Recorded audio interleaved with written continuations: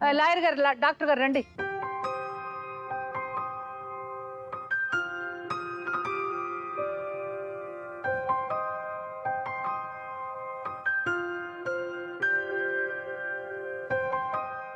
Sir Venugopal గురించి చెప్పండి.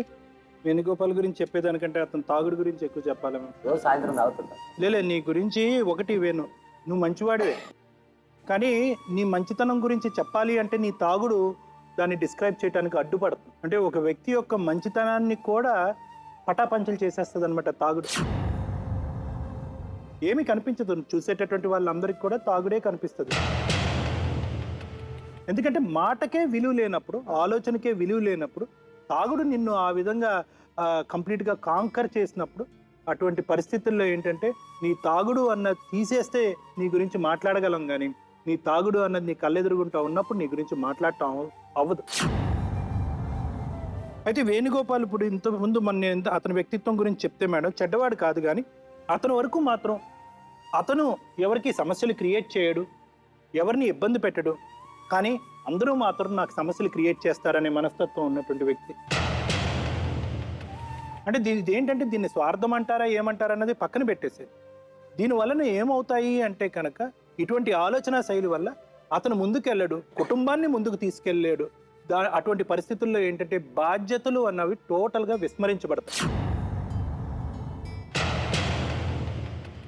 ఆ బాధ్యతలు టోటల్గా విస్మరించేటప్పుడు అతను అహం దెబ్బతింటది. ఎందుకు?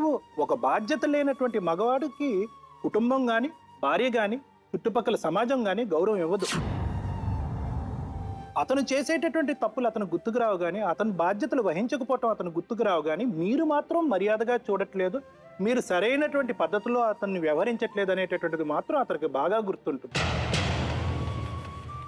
ఇంతకాలం మీ పెళ్ళిలో పట్టుమని 10 రోజులన్నా కూడా పూర్తి స్థాయిలో బాధ్యత తీసుకున్నారా అని అడుగుతాం. అంటే తీసుకున్నాను అని అంటారు, కానీ మేము అడిగేటటువంటిది ఏంటంటే ఒక ఖచ్చితమైనటువంటిది, ఒక కంటిన్యూస్ దీర్ఘకాలికమైనటువంటి బాధ్యతను మీరు తీసుకున్నారా అనేటటువంటి అంశం దగ్గర మాత్రం మీరు ఖచ్చితంగా ఫెయిల్ అయిపోతారు. ఎందుకు ఫెయిల్ అవుతున్నారు అంటే కనుక మీ యొక్క స్వార్థపూరితమైనటువంటి ఆలోచనలే మీకు గుర్తుండటం వల్ల. అంటే ఈరోజు సాయంత్రం అయ్యేటప్పటికి నాకు ఒక బాటిల్ ఎలా వస్తుంది, ఆ బాటిల్ నేను తాగాలి అంటే కనుక దానికి కావాల్సినటువంటి డబ్బులు ఎక్కడి నుంచి వస్తాయనే ఆలోచన ఉదయం కోడి కూయక ముందు నుంచే మొదలవుతే కనుక సాయంత్రం అయ్యేటప్పటికి అతనికి ఇంకేమీ గుర్తుండదు. పిల్లల క్లాసు గుర్తుండదు, వాళ్ళ వయసు గుర్తుండదు, భార్య ఎలా సస్తుందో కూడా గుర్తుండదు.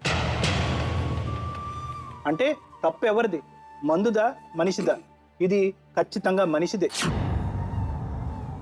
ఎందుకంటే మందు కంటే మనిషే ముందు పుట్టాడు. మందు మనం కావాలి అని అనుకుంటేనే మందు మనల్ని ఇచ్చేస్తుంది, కానీ మనం వద్దు అనుకుంటే కనుక దాన్ని దూరం పెట్టచ్చు. ఇది ఎందుకు దూరం పెట్టచ్చు అనే మాట అంటున్నాను ఏంటంటే అమ్మా, ఖచ్చితమైనటువంటి నిర్ణయం, బాధ్యత ఉంది, ఒక లెక్క ఉంది నా జీవితానికి అనుకునేటటువంటి మనుషులు ఒక దృక్పథంతో తాగుడిని దూరం పెడతారు. కానీ ఇతనికి అటువంటి అవకాశం వచ్చినా కూడా అతను దూరం పెట్టలేకపోయాడు. ఒక రోజు వాళ్ళు లెక్క అడగడానికి, పైసలు అడగడానికి పోతే నువ్వు ఎందుకు వచ్చినావని పోరిషంలో మేడం పెద్ద ఛత్రి తీసుకొని కారు నుంచి ఇంటి దాకా కొట్టుకొచ్చిండు మేడం నా బిడ్డను.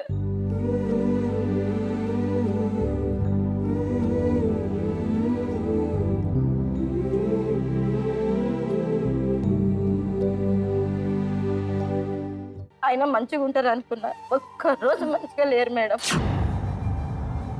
ముఖం పట్టుకొని అడిగా, ఏంది నరసింహ, సొంతం మిల్లే కదా, భార్యను చూసుకోవచ్చు, నేను 3 పిల్లలను చదువుకొని ఇంటి కిరాయి కట్టుకొని నేను ఎట్లా బతకాలి, ఈమెను ఎట్లా చూడాలి, చేసుకున్న మొగని తిండి పెట్టకపోతే ఎట్లా అంటే అట్లనే ఉంటుంది, ఉంటుంది లేకపోతే తీసుకొని నుంచి. గలీజ్ మాటలు మేడం, నోరు తెరిస్తే గలీజ్ మాటలు. పక్కన బావ, యారాలు, అత్త, మొగడు అందరూ ఉన్నారు, అందరు కలిసి అందరూ ఓసారి గ్యాస్ పోసుకుంది. ఫస్ట్ మా ఆయన ఉన్నప్పుడు ఏం చేసింది, ఆమెనే ఈమె మీద గ్యాస్ పోసింది. ఓసారి టాబ్లెట్లు వేసుకుంది మేడం, ఓసారి ఆలోటు తాగింది. ఇప్పుడు ఏందమ్మా మేడం, అందుకే మమ్మీ దగ్గరకు వచ్చి ఉన్నా. ఫస్ట్ చిన్నప్పుడు పెళ్లి కాగానే వాళ్ళ అత్తని ఈమె మీద గ్యాస్ పోస్తే మేము అక్కడే ఉన్నాం. అప్పుడు వీళ్ళ నాన్న ఉండి నా బిడ్డ మీద గ్యాస్ పోస్తుందని లబాదిబ్బ మొత్తుకుంటే ఊరంతా ఇంటూరు అని ఏం చేసింది, ఆమె బట్టలు సెల్ఫ్లో ఉంటే గుంజి బట్టల మీద పోసుకుంది మందిని పిలిచేసరికి. తిండి మాత్రం ఒక్క రోజు నా బిడ్డకి తిండి పెట్టలే మేడం. చిన్న పిల్లని చేతిలో పెట్టి వచ్చిన నేను.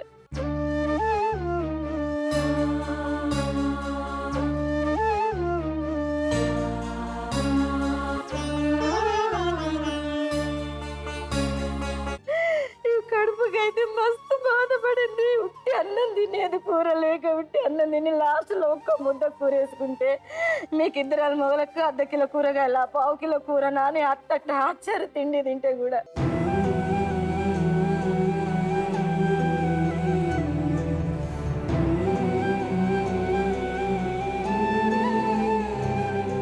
సరే, ఆ రెండో డెలివరీకి ఏం చేశారు? మీ ఇంట్లోనే పెట్టుకున్నారా? ఒక 5 months దాకా అక్కడే ఉన్నాం మీ మేడం. ఇంట్లోనే ఉన్నారు? అమ్మ వాళ్ళ ఇంట్లోనే ఉన్నా. తీసుకెళ్ళినాక అక్కడ కూడా ఏం సరిగా తేకపోయేది మేడం. ఇక్కడ 2 రోజులు పస్తులు, 2 రోజులు పస్తులో ఉన్నారు. లేదు మేడం, నాకు ఏదన్నా న్యాయం చేయాలి మేడం. చిన్న ఏజ్ లో చేస్తారు మేడం. నాకు 3 years నుంచి ఇక్కడే ఉంటున్నాం మేడం. బాబుకి ఒంట్లో బాగుండదు. మాడుంటే నాకు నమ్మకం లేదు మేడం. లేదు, ఇప్పుడు నీకేం కావాలి? బాబుకి ఒక్కటి న్యాయం జరగాలి. ఎలాంటి న్యాయం కావాలి? చెప్పు, న్యాయం ఏం జరగాలో చెప్పు. పరంగానైనా ఏ పరంగానైనా నాకు పోషించి అమ్మకు పోషించే ఓపిక లేదు మేడం. ఆడ ఉంటే అస్సలు చూసుకోడు.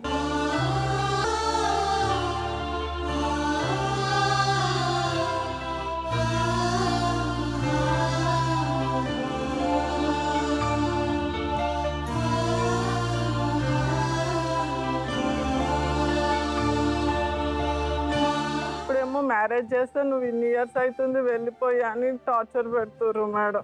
ఆస్తి గొడవల కూడా కూర్చోండి, టార్చర్ కూర్చోండి. ఇప్పుడు ఆస్తి కూడా ఉంది మేడం. ఏమన్నా అంటే ఏమంటారు, ఇలా బాబాయ్ ఇలా ఇప్పుడు మీకు ఆస్తి కావాలా, మీ అల్లుడు కావాలా? అల్లుడు కావాలా మేడం. మీ అల్లుడే కదా కావాలి. బిడ్డను మనం అన్ని మంచిగా చూసుకుంటే చాలు. చూసుకుంటాం. ఆ ఇంట్లో మాత్రం టార్చర్. అబ్బాయి రాని, అబ్బాయి వచ్చిన తర్వాత మనం మాట్లాడదాం. Okay madam. దాని తర్వాత ఆయన ఎలాగ మాట్లాడతారు అని తెలిసిన తర్వాత మనం డిసైడ్ అవుతాం మనకేం కావాలి. Okay madam. సరేనా? మీ ఆయన పేరేంటి? నరసింహ. నరసింహ రండి.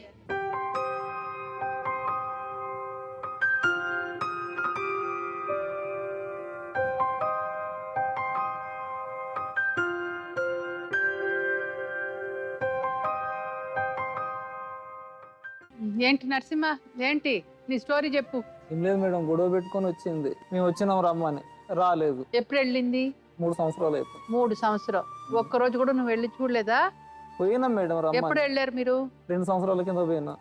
దాని తర్వాత మీరు వెళ్ళలేదు? పోయినా. ఎప్పుడు వెళ్ళారు?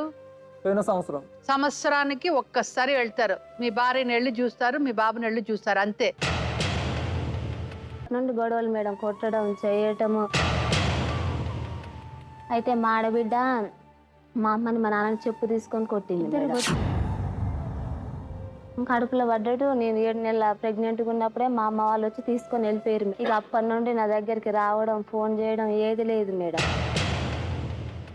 మీరు ఇంట్లో నుంచి నడు ఇక్కడ ఎవ్వాలన్నా ఉండొద్దు. 50,000 కట్నం తెచ్చినాకనే మా ఇంటికి రావాలా. డబ్బులు ఇచ్చి కట్టిన తర్వాత కూడా ఇట్లా పిల్లలు మంచి చూసుకుని అన్న కూడా ఏం చేస్తారు అని చెప్పేసి మా బిడ్డను ఆడనే కొట్టు. నేను కొట్టకూడదని చెప్పి ఉద్దేశంతో బయటకు వచ్చినారు. పద్ధతి కాదని మా కండ్ల ముందు కొట్టింది. అప్పుడే ఊరి పెట్టి చంపాలని చూసిండు మేడం. ఇప్పుడు నాకు ప్రాణ భయం ఉంది మేడం. అంటే కన్న కొడుకు పుట్టిన చూడడానికి మేడం చెప్తానే వస్తావా మేడం నువ్వు? మేమిద్దరం కలిసిపోయినా మేడం. 5 నెలలు నా ఇంటికి వచ్చింది.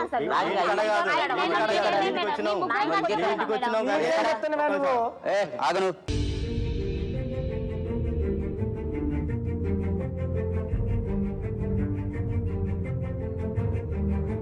అంటే ఇందాక నుంచి నువ్వు చెప్తున్నటువంటి కథ వింటూ ఉంటుంటే కనుక ఎవరో పక్కింటోళ్ళకో ఎదిరింటోళ్ళకో చెప్పి వాళ్ళ కథ నువ్వు మాకు వినిపిస్తున్నట్టు అనిపిస్తుంది.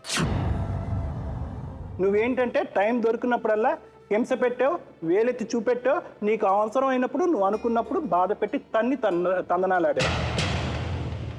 మంత్లీ 5,000 నీకు కట్టాలన్న దమ్ము ఉంటే నువ్వు విడాకులు తీసుకెళ్ళి. నేను మేడం ఏది మేడం, నేను లేకపోతాను, నాకు